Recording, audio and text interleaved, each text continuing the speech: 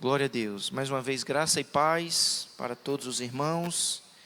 Eu convido a igreja a se colocar de pé e nós vamos ler mais uma porção da palavra do Senhor, que se encontra no Evangelho de Lucas, no capítulo de número 11. Lucas, capítulo de número 11.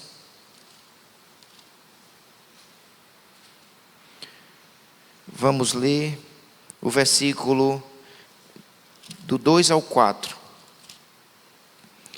Então, ele os ensinou: quando orardes, dizei, vamos juntos? Pai, santificado seja o teu nome, venha o teu reino, o pão nosso cotidiano dá-nos de dia em dia, perdoa os nossos pecados, pois também nós perdoamos a todo o que nos deve, e não nos deixes cair em tentação. Amém. Podem sentar, só até aqui a porção da palavra do Senhor. Nós estaremos nessa noite de culto de oração, meditando um pouco na palavra do Senhor, nesse trecho onde Jesus ensina os seus discípulos a orarem. No verso de número 1 do capítulo, o verso 1 diz assim: de uma feita, estava Jesus orando em certo lugar. Quando terminou, um dos seus discípulos lhe pediu: Senhor, ensine-nos a orar, como também João ensinou aos seus discípulos. Então nós vemos aqui que era prática de Jesus orar. Então Jesus, em sua natureza humana, ele necessitava orar, ele dependia do Pai. Então nós devemos orar porque precisamos seguir o exemplo de Jesus como nosso mestre. Jesus é o nosso Salvador, Jesus é o nosso Senhor e Jesus também deve ser o nosso mestre. Jesus deve ser o nosso exemplo. Então nós oramos porque Ele nos manda orar, mas nós oramos porque Ele nos inspira a orar. Ele mesmo orou, Ele nos ensinou a orar, Ele nos mostra a necessidade de orar. Então diz que Jesus estava orando em certo lugar.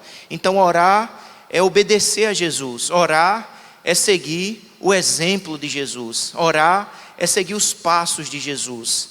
E nesse momento em que Jesus estava orando, os seus discípulos lhe pediram: Senhor, ensine-nos a orar.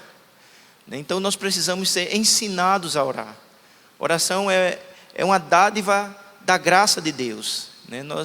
Nós não nascemos capacitados para exercer as disciplinas espirituais.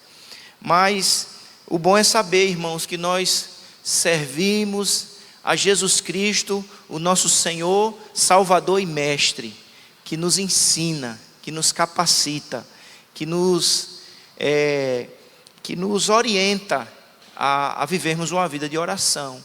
Então, todos nós precisamos aprender a orar. Às vezes a pessoa diz: mas eu não sei orar. Mas ninguém ora se não se exercitou, se não aprendeu do Senhor.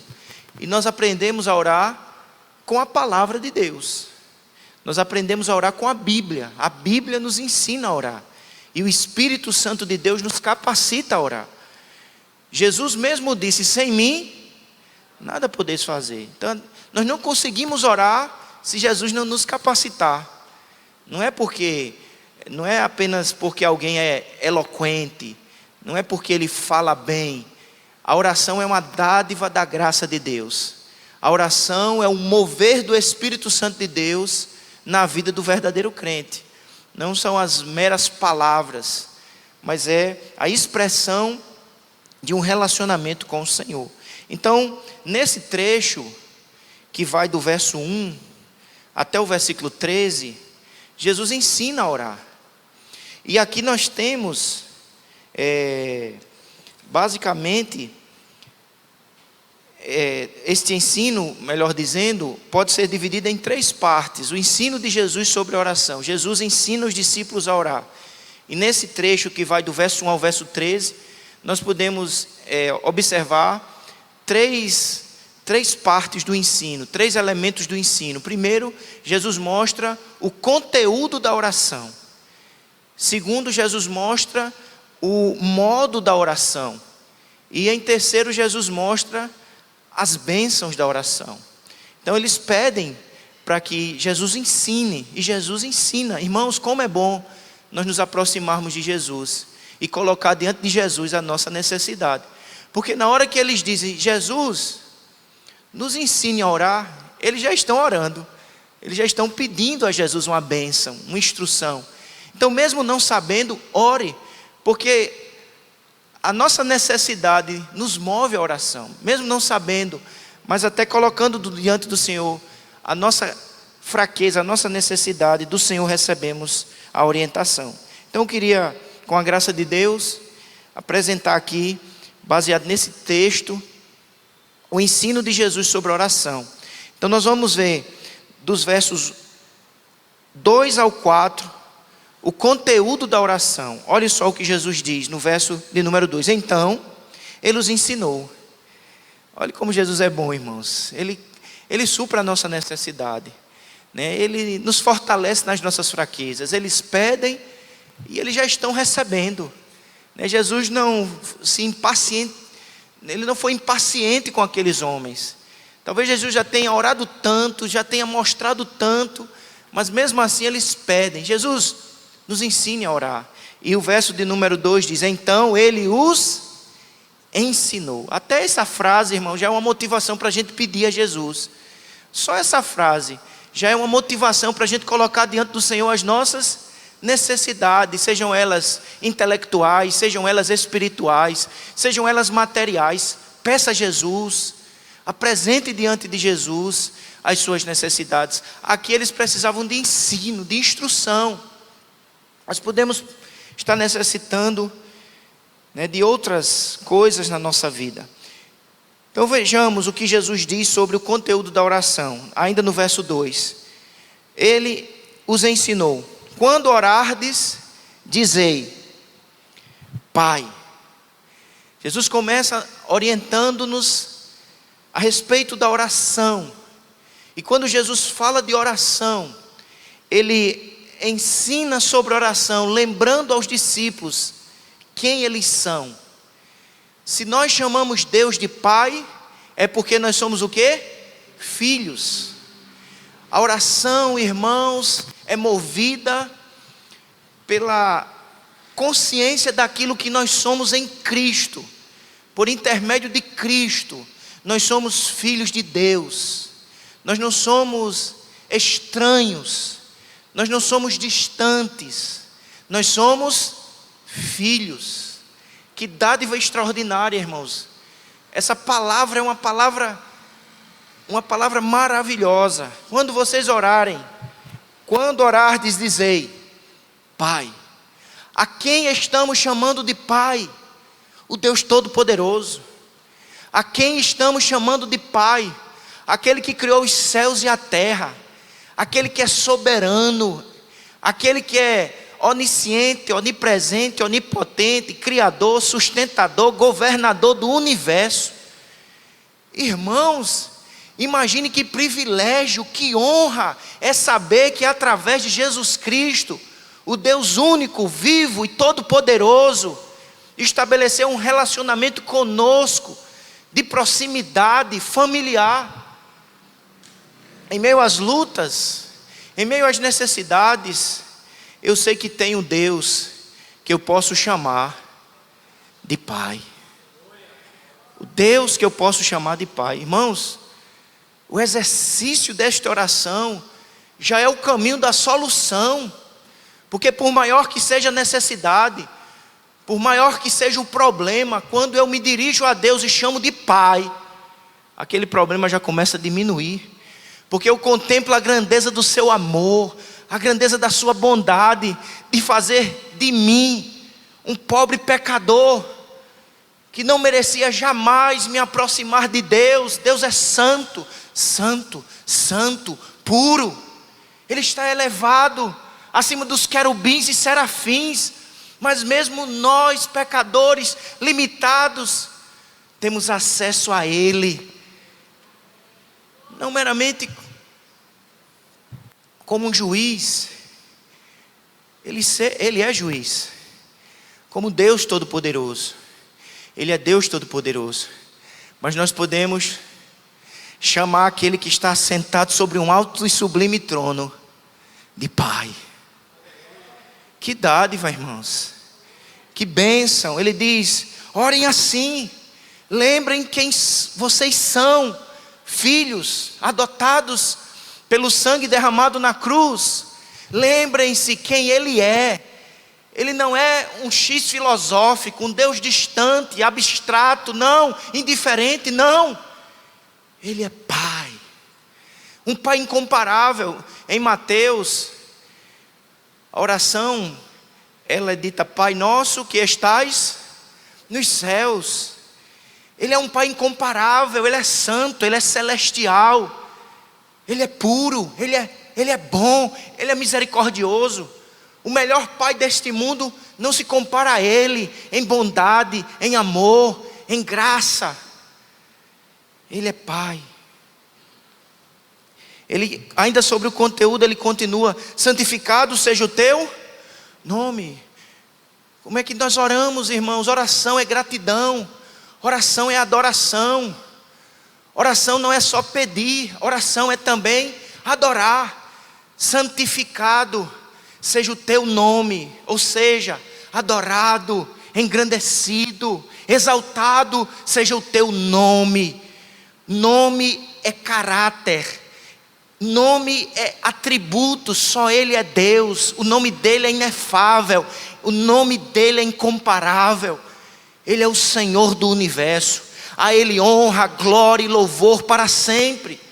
Jesus ensina a sua igreja a orar, orientando-nos de que na presença de Deus nós chamamos de Pai, lembrando que Ele já nos tem abençoado. Não é que Ele vai nos abençoar se orarmos, na verdade Ele já nos abençoou, porque a oração já declara a bênção. A oração já declara aquilo que somos em Cristo, filhos, lavados e remidos. Temos acesso à presença do Deus que é santo, e diante dEle nos alegramos, e diante dEle exaltamos o seu nome, cheios de gratidão pela dádiva da oração. Santificado seja o teu nome. Oração é o lugar da gratidão. Oração é o lugar da adoração.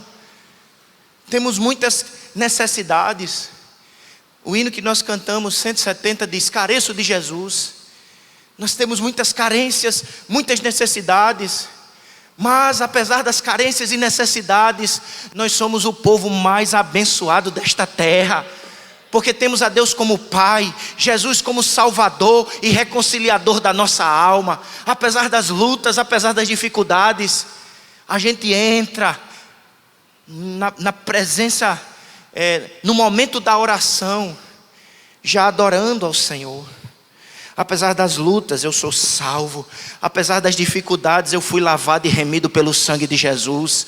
Apesar da oposição, a igreja estava enfrentando perseguições, oposições. Apesar de tudo isso, somos filhos de Deus, herdeiros dos céus. A terceira frase, acompanha aí: venha o teu reino. Reino é governo, reino é domínio, reino é controle. Então Jesus está dizendo: quando vocês orarem, orem dessa maneira, desejem que o reino venha. O que é orar? Vem o teu reino. É a gente pedir: Senhor, vem o teu reino, vem o teu controle. É você dizer: Senhor, controla a minha vida, controla a minha mente, controla a minha casa. Que não seja o eu, que não seja a carne, que não seja o pecado. Vem o teu reino. E você vai aplicando esta frase, dizendo: Senhor, vem o teu reino na vida dos meus filhos. Converte o coração, liberta, traz de volta. Vem o teu reino. Você começa por você pedindo o reino. Vem o teu reino, vem o teu controle. na minha mente, que não seja eu, mas que seja o Espírito Santo me controlando. Dá-me, Senhor, um coração submisso à tua voz. É interessante que na oração que está registrada em Mateus, ela é mais completa, porque lá em Mateus diz: venha o teu reino, seja feita a tua vontade. Ou seja, se eu desejo o governo, se eu desejo o reino, eu vou me submeter à vontade de Deus, eu vou me submeter à palavra de Deus, eu vou desejar que a vontade de Deus se cumpra, eu vou me comprometer numa vida de obediência. Como disse o profeta Samuel, é melhor obedecer ao rei. Vem o teu reino, é reconhecer que Ele é rei dos reis. Vem o teu reino, é reconhecer que Ele está no controle de tudo. Ele é o comandante da nossa vida, Ele é o Senhor da nossa história, Ele é o cabeça da igreja. Vem o teu reino na minha vida, no meu casamento, na minha casa.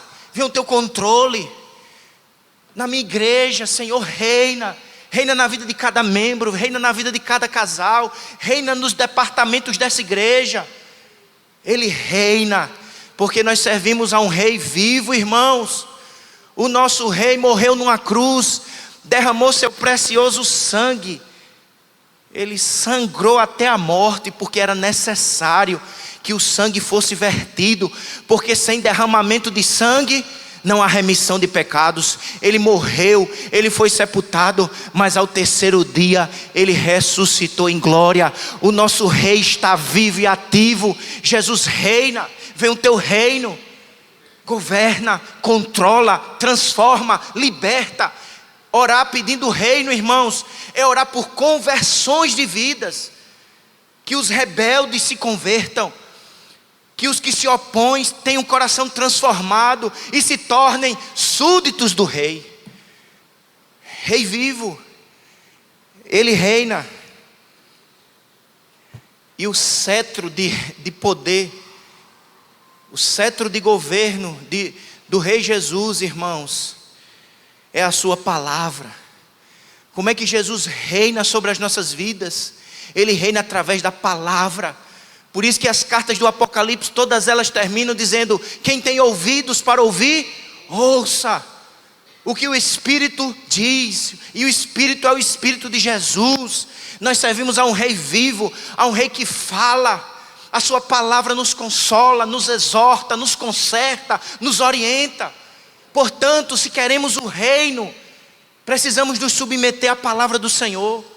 Se queremos o governo do Senhor, precisamos ouvir a sua voz. E como é que a gente ouve a voz do rei? Por intermédio da sua palavra. Abra a palavra. Você quer ouvir Deus falando com você audivelmente? Quem quer ouvir Deus falando audivelmente? Só a irmã disse amém. Quem quer ouvir Deus falando audivelmente? Leia a Bíblia em voz alta. Não é a palavra de Deus? Então, se eu ler em voz alta, eu estarei ouvindo a voz do Senhor. É a palavra de Deus. Ele reina, Ele nos conserta, Ele nos exorta, Ele nos ensina. Ele é rei vivo e por sua palavra Ele opera em nós. Vem o teu reino. Seja feita a tua vontade, assim na terra como nos céus. Até aqui, irmãos, na oração, é adoração. Porque a gente tende a começar a orar já com os nossos problemas. A gente tende a orar sem nem parar. E às vezes antes da gente começar a falar na oração, a gente tem que parar e pensar. Pare e pense. Quem é você em Cristo? Filho de Deus, lavado e remido pelo sangue de Jesus. Quem é você em Cristo? Você tem um Deus poderoso, soberano, que é Pai bondoso e fiel. Você tem acesso à presença dEle. Ele está assentado sobre um alto e sublime trono. Mas eu e você, por Cristo, em Cristo, temos acesso a Ele. E diante dEle a gente adora, a gente já agradece. Às vezes a gente começa já pedindo: A gente começa pedindo, no meio é pedindo e a gente termina pedindo. E na verdade a gente nem está orando às vezes. A gente está rodeando o problema. Falando na nossa mente do problema. Cada ângulo do problema. A gente não está orando dessa maneira. A gente ora quando a gente começa adorando, olhando para o Deus que é fiel e bom. E quando a gente enche o nosso coração desta bendita contemplação, aí sim, a gente coloca o problema aos pés dele. E aquele problema que era tão gigantesco, diante deste Deus tão maravilhoso, torna-se café pequeno. Diante do poder, do amor, da grandeza deste Deus que é bom. Por isso que a oração começa com adoração. Começa com esta consciência que contempla o amor, a obra de Cristo. E ela continua. E aí sim no verso 3 ele começa a pedir: o pão nosso cotidiano dá-nos de dia em dia. Ou seja, cada dia a gente precisa pedir. Deus tem uma porção diária para nós. Ele não nos dá o dia da semana, o pão da semana, o pão do mês. Ele dá o pão do dia. Porque Ele quer nos dar um pão novinho. Alimento novo. E para que haja alimento novo é preciso um relacionamento vivo, diário. Não é uma oração semanal. Tem gente que ora no domingo na igreja e só vai orar no outro domingo. E aqui a oração está dizendo que ela não pode ser semanal, mensal. Ela é diária. Porque eu preciso de pão a cada dia. O que é pão é alimento. O que é pão é aquilo que dá vida, força, energia. A cada dia eu preciso do alimento espiritual. Eu preciso não apenas do alimento físico, que fortalece o meu corpo. Eu preciso de alimento para a minha alma, para a minha mente. E há um Rei soberano, poderoso e amoroso, que tem alimento para nos dar diariamente. Basta que a gente peça: dá-me pão, dá-me força, dá-me vida, dá-me vigor. Não viva como mendigo. Há um banquete preparado para você todo dia. É só pedir: o pão nosso de cada dia me dá hoje. Me dá saúde. Fazer essa petição é pedir saúde. Porque como é que o pão vai chegar na sua casa? Através do seu trabalho. Mas quem é que vai lhe dar o trabalho? Deus. Quem é que vai lhe dar saúde? Deus. Quem é que vai lhe dar inteligência? Deus. Portanto, só chegou o pão porque Deus trouxe. Ele usou as suas mãos, Ele usou a sua inteligência, porque na verdade tudo vem dEle. Toda boa dádiva, todo dom perfeito vem do alto, descendo do Pai das luzes. Há muita gente dizendo que vem de dentro de nós. A gente traz a existência, a gente gera.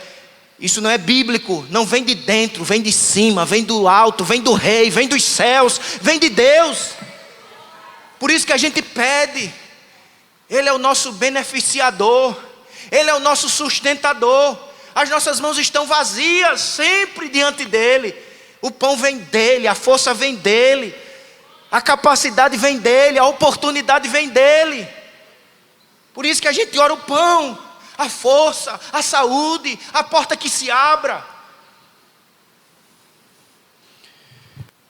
O pão nosso, dá-nos de dia em dia. Veja, irmãos, que diante do Pai a bênção é graça. Ele diz: o pão nosso cotidiano dá-nos. Ele usa o verbo dar.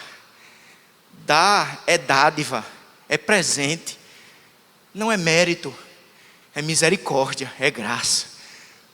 Por isso que quando entendemos essa verdade, há sempre gratidão. Porque você reconhece que a força vem do Senhor, a bênção vem do Senhor, é o Pai que sustenta. Quando nós não reconhecemos essa realidade espiritual, nos tornamos ingratos, orgulhosos, batemos no peito com muito ensoberbecidos, acreditando que foi nós mesmos, o currículo, o homem, a força da carne. E na verdade, Se o Senhor não der, nada teremos. Tudo é dádiva. O ar que respiramos, o corpo que utilizamos para viver, as bênçãos materiais, espirituais, intelectuais,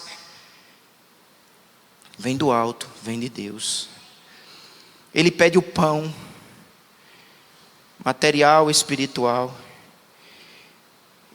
Ele pede o pão mais especial, que é o próprio Jesus.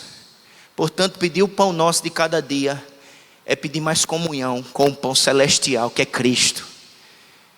Porque sem esse pão que é Cristo, sem esse alimento que é Cristo, a nossa alma morre, seca, adoece. Ele continua dizendo no verso 4: perdoa os nossos pecados.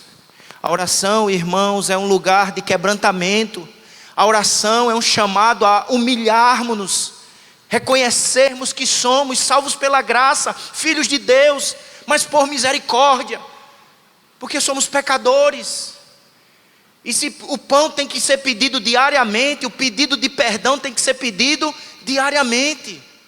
Diariamente precisamos apresentar o nosso coração diante do Pai, reconhecendo o nosso pecado, as nossas fraquezas, incredulidades, medos, dúvidas, pecados de ação, pecados de omissão.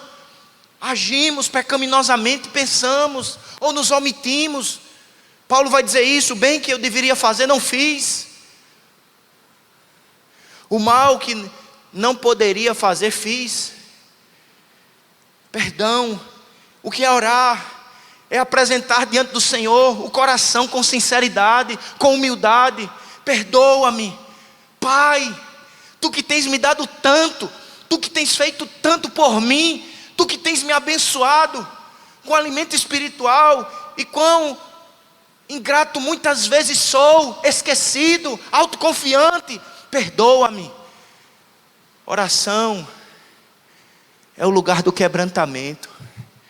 Oração é o lugar de reconhecermos a nossa pecaminosidade. Oração, o perdão de Deus nos move a perdoar. Interessante, porque na parábola do devedor, um homem que devia muito, e ele é uma dívida impagável, são cifras astronômicas, é uma hipérbole lá na parábola, que o homem traz e ele ainda se coloca como alguém que poderia perdoar, mas o Senhor olha para a situação dele e perdoa a dívida. Ele foi perdoado para perdoar. O Senhor não perdoou ele porque ele tinha perdoado o homem, porque a cena da necessidade de perdão só vai vir depois. Não só vem depois. O Senhor chega e diz: você está perdoado, pode ir para casa, você, seus filhos, sua esposa, a conta zerou. Isso é perdão. Ele não entendeu que ele estava sendo perdoado para perdoar. Quando chegou o momento dele exercer o perdão, ele não foi perdoador. A mesma coisa, irmãos, é no reino espiritual. Nós somos perdoados para perdoar. Vai chegar o momento de provarmos se realmente fomos perdoados.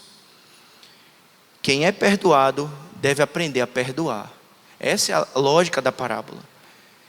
Mas ele não compreendeu que ele foi perdoado para perdoar. Ele achou que foi perdoado para continuar na mesmice, na mesma vida, nas mesmas mágoas, nas mesmas iras. E o Senhor nos diz nessa noite mais uma vez: nós fomos perdoados para ser libertos das mágoas, do ódio, da ira. Perdoa-me, Senhor. E Ele perdoa, irmãos, como temos ofendido ao Senhor, com a nossa indiferença, o nosso silêncio, o nosso fastio espiritual, e mesmo assim, diariamente, nós pedimos perdão, e Ele é bom, que não nos consome, não nos fulmina, nos perdoa, nos sustenta, com vida, com pão, com oportunidades. Perdoa-nos, pois também nós perdoamos a todo o que nos deve, e não nos deixes cair em tentação. Não me deixe cair em tentação. Irmãos, saibamos de uma coisa: se estamos de pé hoje, é porque o Rei tem nos sustentado.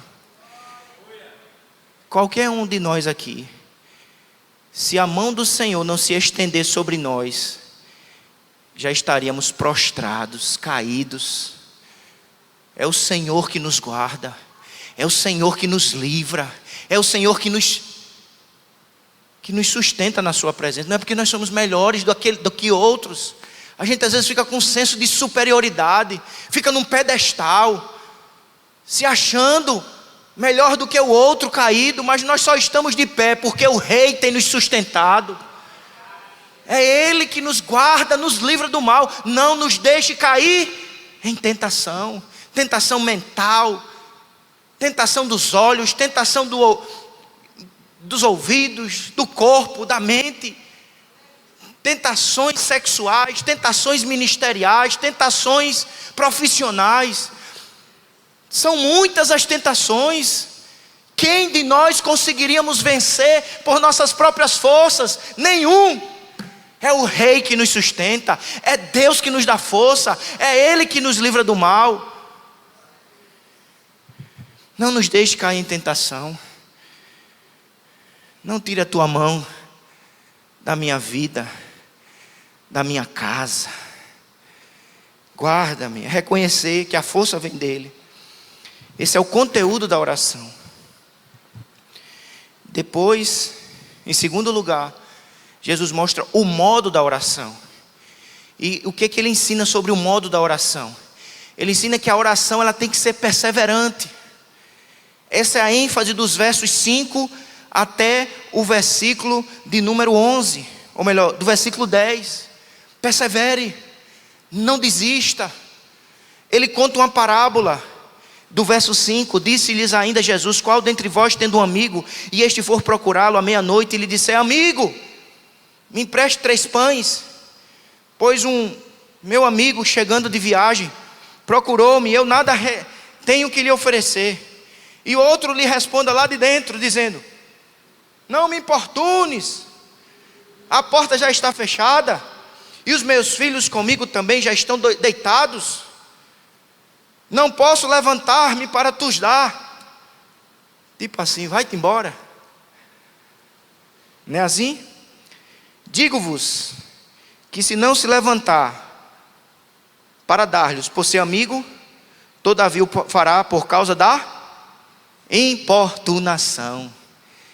Talvez o que vai motivar ele não é a amizade, é a importunação. E lhe dará tudo do que tiver necessidade. Por que Jesus conta essa parábola? Para motivar os seus discípulos, a sua igreja, a perseverar na oração.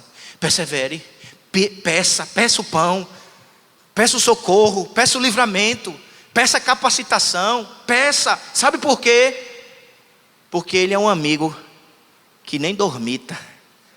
Eleva os meus olhos para os montes, de onde me virá o socorro? Meu socorro vem do Senhor, que fez os céus e a terra. Não deixará vacilar os teus pés, aquele que te guarda não tosquenejará. O que significa essa palavra? Tosquenejará. Tosquenejar é cochilar. Tem aquela pescada, né? Você cochila. O nosso amigo, ele não dorme. Ele está sempre de pé, Ele está sempre acordado, Ele está sempre alerta, Ele não se cansa, Ele se alegra em ouvir a nossa oração, seja de manhã, de tarde, de noite, de madrugada. Ele é um amigo incansável e fiel. Ore, persevere, creia. Ele é um amigo fiel, Ele é um amigo incansável, Ele é um amigo que tem pão para oferecer. Ele pediu 3 pães. Jesus é um amigo que tem abundância. Essa é a maneira que a gente ora, de maneira perseverante, firmado no amigo incomparável. Ele é um amigo que não nos decepciona, Ele é um amigo que não nos abandona, Ele é um amigo presente, Ele é um amigo fiel, Ele é um amigo sensível à sua voz. Não abandone o altar da oração, você tem um amigo fiel. Por isso, ele conclui esse ponto dizendo: se assim é, quem entendeu a parábola, diga amém. Por isso que o verso 9 vai dizer: se assim é, vos digo, pedi e dá-se-vos-á, buscai e acharei, batei e abri-se-vos-á. Por quê? Porque ele é um amigo incomparável, um amigo fiel, um amigo verdadeiro. Ele não tosquenejará. O Salmo continua dizendo: o Senhor é quem te guarda, o Senhor é a tua sombra, a tua direita, o sol não te molestará de dia, nem a lua de noite. O Senhor, o amigo fiel, te guardará de todo mal. Ele guarda a entrada e a saída, desde agora e para sempre. Por isso peça, por isso busque, por isso bata, persevere, restaure na sua vida pessoal o altar da oração, a oração diária, que tem um conteúdo bíblico, que começa adorando, reconhecendo quem somos em Cristo, e que confia no Deus que supre, que guarda, que repreende o mal, que nos fortalece, mesmo sendo fracos. Pois todo o que pede, recebe, o que busca, e quem lhe bate, abre-se-lhe-á. Seja de meia-noite, seja de meio-dia. E por último, a bênção da oração. Verso de número 11. Qual dentre vós é o pai, que se o filho lhe pedir pão, lhe dará uma pedra? Ou se pedir um peixe, lhe dará em lugar de peixe uma cobra? Impensável. Um pai, mesmo um pai humano, o filho pede um pão, um peixe, ele faz de tudo para suprir a necessidade do filho. Verso 12. Ou se pedir um ovo, ele vai lhe dar um escorpião. Impensável. Ele vai fazer todo o esforço necessário para abençoar o seu filho que ama. Aí olhe como ele conclui: ora, se vós que sois maus, nós que somos pais pecadores, limitados, queremos fazer o melhor para os nossos filhos, imagine o Pai Celestial. Se nós somos maus, a ideia é a seguinte: se nós somos pecadores, limitados, queremos o melhor para o filho, imagine o Pai Celestial. Ele dará o Espírito àqueles que lhe pedirem. Qual é a dádiva melhor, irmãos? Qual é o alimento mais sublime? O Espírito. Peça o Espírito. Você já diz: mas pastor, eu já tenho o Espírito Santo, eu sou templo do Espírito. É verdade.